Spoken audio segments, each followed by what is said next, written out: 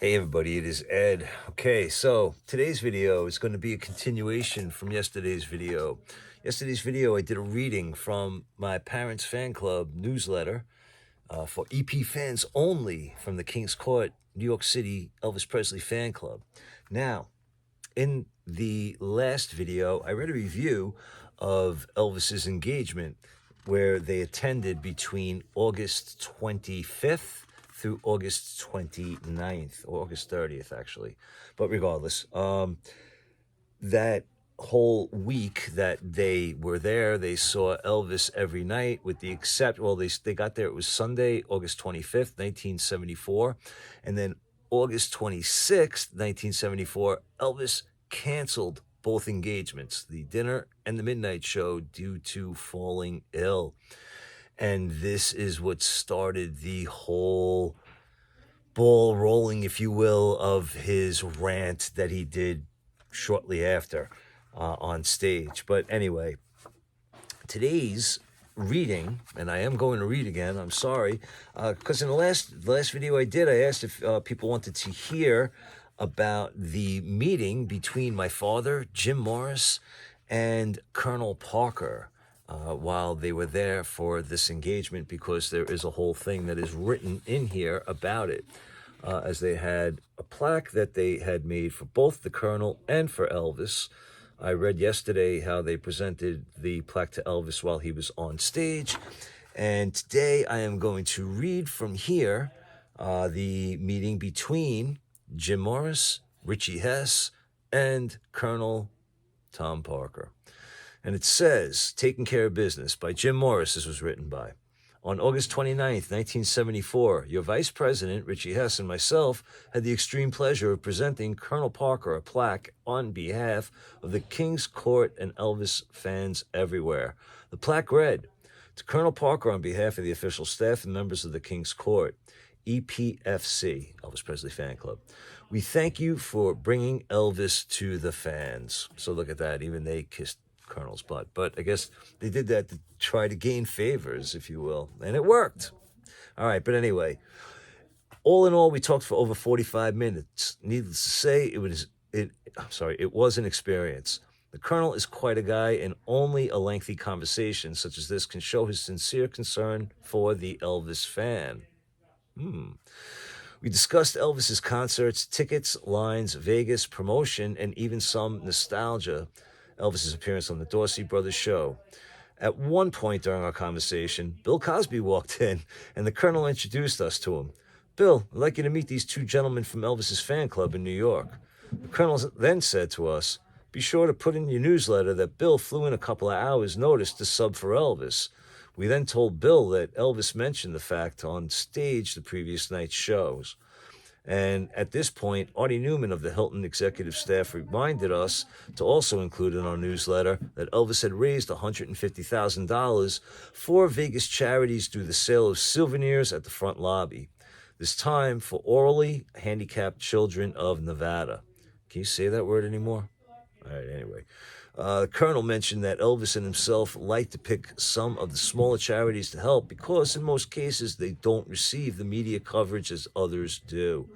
The Colonel and Mr. Newman also mentioned that there is no other entertainer that could sell souvenirs of this nature, buttons, posters, etc., in such large quantities.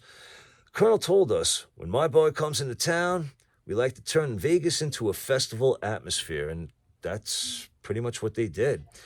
All right, in reference to Elvis's concert appearances, we told the Colonel about some of the bad newspaper coverage after the concerts in our area. He explained that many times he has asked for free tickets for press coverage, and he is simply told to buy their tickets at the box office. The King's Court feels that in writing reviews, these columnists probably base the show upon their seats.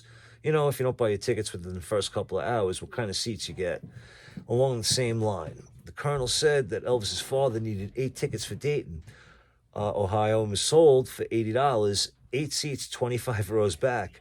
Everyone pays for their tickets. He also explained that on just last concert tour, one college tried to hold back 2,000 seats for students and faculty. When this was relayed to him, he threatened to cancel. Needless to say, within a half hour, the college was on the phone apologizing, and the tickets were placed back in the box office. Immediately, the topic of conversation went on the subject of scalping. The Colonel urges fans not to buy from scalpers. Even if we had to play to an empty house and the scalpers were stuck with all the tickets, each one was paid for at the box office. So the success is in the sellout. Kingscourt note, next time you're at a concert or read a review that there were scattered empty seats, just think of some scalpers standing outside desperately trying to get his money back. Unfortunately, the conversation had to end due to the beginning of the midnight show. The Colonel then thanked us for this plaque and assured us that it would go into his personal gallery at home. We would like to thank the Colonel for his valuable time, Jim and Richie. And it's funny, too, because on my mother's tape of the August 29th midnight show, at the beginning, you hear my father say, we were just talking to him, and meaning the Colonel or something to that, so it's just really funny how that lines up. But again, this is a contemporaneous account of that meeting because this was released as their September and November 1974 issue. So now, one more thing I would like to read because I found this pretty interesting. And on the very next page of this particular newsletter, it says, the following is an open letter to the man for whom this club was formed. Dear Elvis, this is pretty cool. We would like to take this opportunity to let you know how we feel about Elvis Presley, human being, not Elvis the King, entertainer. This year, as in years gone by, we traveled the 3,000 miles to Las Vegas to see you. This, is not unusual, for there are fans who travel across oceans just to see you perform. When the Monday night shows were canceled, we couldn't believe it, because you put on your usual super show just the night before, and we were disappointed, but we were more concerned as to your health. We feel we are speaking not just for us, but for all your truly loyal fans who follow you. When we say we wish you would care a little more about your health than our enjoyment, after returning home and reading in the newspapers about your having double pneumonia while performing the last week, it truly worries us that you are pushing yourself too hard just to please us. You topped yourself at each show. The power and strength of your voice cannot be surpassed by anyone, and only a true fan would realize that, as sick as you were, being the kind of person that you are, you were forcing yourself just to make us happy. As far as we are concerned, you could have just come out on the Hilton stage and sat there, and it would have pleased us. So please, Elle, take care of yourself first. You will always have your fans, but your health is something that cannot be predicted. The officials of the King's Court, Pat, Richie, Jim, Angela, and Diane. So, yeah, there was that also. All right, but one more little thing that I want to add on this is pretty good. All right, it says that this was against the fan club's policy. So, it is against our policy to report on the private life of Elvis, for that's just what it is, his private life. But for just this once, we would like to say something to all of his so-called fans who, it appears to us, believe the garbage written about him in movie magazines. If you don't believe Elvis when he himself tells you that it's all trash, don't call yourself his fan.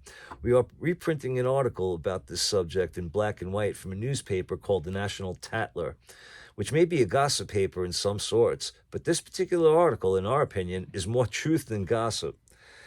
All right, and what the article says is, very reliable sources have informed Tatler that reports saying Elvis Presley ever had a narcotics habit are totally false. Oh, shoot. He has and still does take medication for an allergy, the source said. The highly popular rock star was being treated by several doctors around the country, and many of them were in disagreement on what medication to prescribe for Presley's allergy. While Presley was receiving conflicting treatments, however, the various medications he was taking did cause serious problems, the source said. The source said Presley is now under the treatment of a single doctor in the gambling capital, Las Vegas. He is believed to be Dr. Elias Gahan, and the physician has prescribed large doses of vitamin B to combat Presley's allergy. Sources said there was no truth to the story of a show business follower who was quoted widely as saying Presley took amphetamines and other potent forms of speed, reportedly. That's the way it is to be televised on NBC this year. No available date yet. That's it. So, yeah, I don't know. That actually was on the next page. I thought it continued, but I didn't see a period here. So, but yeah, that's it. That's all we got.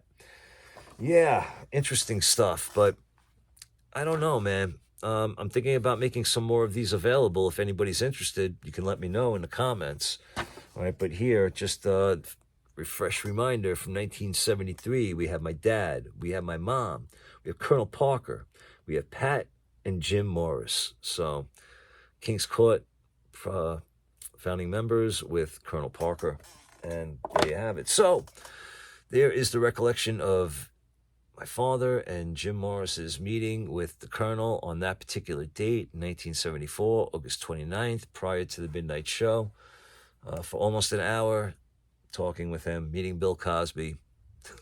Nothing to brag about now, right? But whatever.